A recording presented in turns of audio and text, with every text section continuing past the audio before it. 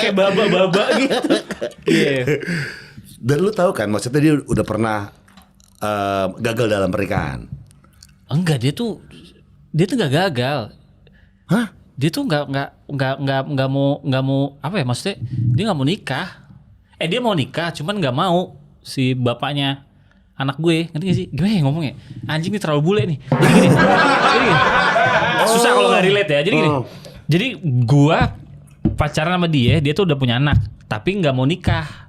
Mau sih, tapi nggak deh. Karena dari awal gue bilang, one day Valerie, anak gue ya, mau ketemu bapaknya itu juga nggak apa-apa. Gue temenin nggak apa-apa. Oke. Karena memang menurut gue, ya itu bapaknya gitu. Gue malah bilang sama istri gue, nggak apa-apa temuin aja. Kalau misalnya si lakinya mungkin sedih atau nggak enak, ya kalian aja nggak apa-apa. Yang penting si anak gue itu tahu gitu. Dan sekarang udah tahu sih. Jadi sekarang tuh udah malah jadi kayak ceng-cengan di rumah gitu, jokes seringan gitu. Ini. Atau kan bisa permasalahan rumah tangga yang kedengeran sama tetangga. Iya.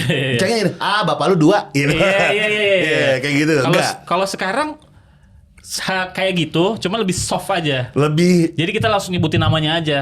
Ini gitu. Sampai sekarang anak gue juga jangan kayak gitu, itu kan dulu kayak gitu. Oh iya. Karena gue gini bang, menurut gue semakin dia gede dia nggak tahu tuh semakin blunder menurut gue.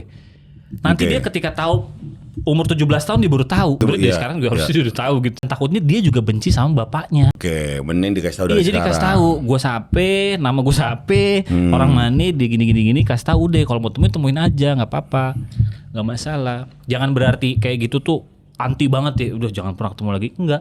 Malah gue yang bilang, istri gue malah yang kayak, dulu lah ngapain sih gitu. Tapi gue udah nggak apa-apa, temuin aja. Ini bukan masalah bukan masalah bini gue sama ex-nya, ini masalah anaknya, gue bilang kayak gitu.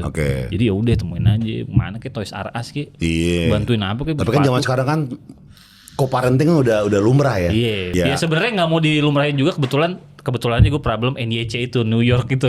Kebetulan gue problemnya itu aja. Tapi udah jadi cengnya, udah lucu lah.